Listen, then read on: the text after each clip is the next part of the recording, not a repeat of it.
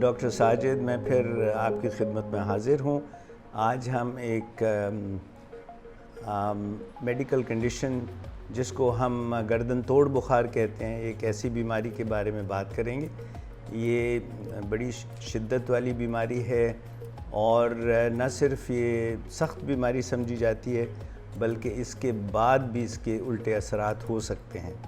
تو یہ گردن توڑ بخار جو ہے، یہ ہمارے جو دماغ کے اوپر جھلی ہوتی ہے اس کے اندر سوزش یا انفیکشن کا نام ہے۔ تو اس میں جراثیم چلے جاتے ہیں اور جراثیم جیسے میں آپ کو بتا چکا ہوں، کبھی وائرس ہوتے ہیں، کبھی بیکٹیریا، مگر اس میں عام طور پہ بیکٹیریا ہوتے ہیں۔ اور وہ کہاں سے آتے ہیں؟ وہ کبھی ناک سے آ سکتے ہیں، گلے سے آ سکتے ہیں، کان سے آ سکتے ہیں، کبھی کبھار اگر سر پہ چوٹ لگے تو اس کے ساتھ بھی یہ جراثیم آ سکتے ہیں۔ اور ایسا بھی ہوتا ہے کہ کہیں اور جراثیم آئے ہوں جسم میں، کہیں اور انفیکشن ہوئی ہو اور وہاں سے خون کے ذریعے وہ یہاں تک پہنچ جائیں۔ تو جب یہ دماغ کی جھلی کے اوپر اس کا اثر ہوتا ہے تو بچے کو تیز بخار ہو جاتا ہے، سر میں درد ہوتا ہے، الٹی ہو جاتی ہے۔ تو یہ یاد رکھیے کہ کسی بھی بچے میں اگر تیز بخار ہو، شدید سر میں درد ہو اور الٹیاں شروع ہو جائیں تو اپنے ڈاکٹر سے رجوع ضرور کر لیجئے۔ چھوٹے بچوں میں ان کے ساتھ ساتھ جھٹکے یا دورے بھی پڑ سکتے ہیں۔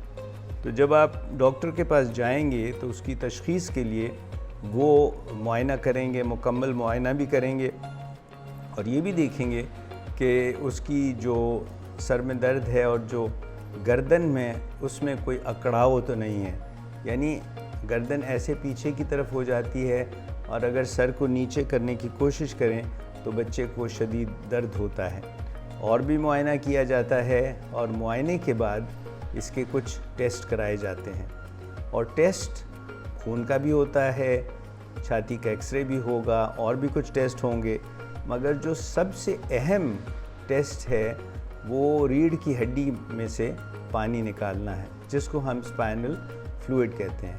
یہ پانی نکال کر لیبارٹری میں بھیجا جاتا ہے اور اس کا معائنہ کیا جاتا ہے اور اس کے بعد اس کا کلچر کیا جاتا ہے۔ مگر جیسے میں پہلے کہہ چکا ہوں کہ بیماری ذرا شدت والی ہوتی ہے تو ہم اس میں انتظار نہیں کرتے کہ رپورٹ آئے۔ جب ہمیں محسوس ہو کہ بچے کو گردن توڑ بخار ہو رہا ہے یا لگ رہا ہے کہ ہو رہا ہے تو ہم فوراً اس کو دوائی شروع کرا دیتے ہیں۔ جو گردن توڑ بخار میں دوائی دی جاتی ہے ان کو اینٹی بایوٹکس کہتے ہیں اور وہ دینے بہت ضروری ہوتے ہیں، اور اس میں نہ صرف دینے ضروری ہوتے ہیں بلکہ فوراً دینے ہوتے ہیں، اور اس کے ساتھ ہی ان کو ڈرپ کے ذریعے دیے جاتا ہے۔ اس کے علاوہ بخار کی بھی دوائی دی جا سکتی ہے، درد کی بھی، اور اگر بچے کو جھٹکے ہوں تو اس کی بھی دوائی دیتے ہیں۔ علاج مکمل ہونا چاہیے اور علاج مکمل کرنے کے لیے 7، 10 یا 14 دن تک علاج دینا پڑتا ہے بچے کی حالت کے مطابق۔ ہم اس بیماری سے اس لیے بھی ڈرتے ہیں کیونکہ بچے اگر علاج جلدی کیا جائے تو ٹھیک تو ہو جاتے ہیں، مگر کئی مرتبہ اس کے الٹے اثرات جسم میں رہ جاتے ہیں۔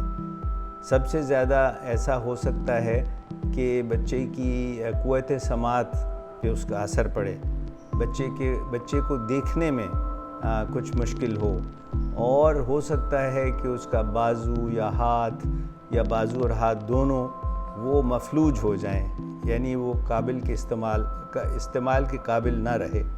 اور یہ بھی ہو سکتا ہے کہ بچے کو ذہنی کمزوری ہو جائے یا بچہ وہ کچھ نہ کر سکے جو اس عمر کے بچے کر سکتے ہیں، اور کبھی کبھار اس کے بعد جھٹکوں کی بیماری بھی لگ سکتی ہے۔ تو آپ یہ سمجھیں کہ یہ بیماری ذرا ہم اس کو شدید سمجھتے ہیں اور اس کا علاج کچھ دیر کے لیے کرنا پڑتا ہے، مگر اس کی حفاظت بھی ہو سکتی ہے، اور حفاظت کی تدابیر میں ایک تو یہ شامل ہے کہ اگر کسی کو آپ کو معلوم ہو کہ کسی کو گردن توڑ بخار ہوا ہے تو آپ اپنے بچے کو ان سے دور رکھیں، اور اگر آپ کا ڈاکٹر مناسب سمجھیں تو کبھی کبھار اگر آپ کے بچے کا رابطہ ایسے مریض سے ہوا ہے تو اس کو کچھ دوائی بھی دے سکتے ہیں۔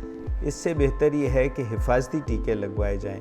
ابھی عام طور پہ جو ہم پہلے سال میں نمونیا کا ٹیکہ اور دیگر ٹیکے لگاتے ہیں، اس میں گردن توڑ بخار کے بھی ٹیکے ہیں، اور اگر ہم یہ ٹیکے لگوا لیں تو اپنے بچے کو اس بیماری سے بچایا جا سکتا ہے۔ امید ہے جو باتیں میں نے آج آپ سے کی ہیں وہ آپ کو کچھ مزید معلومات دے سکی ہوں گی۔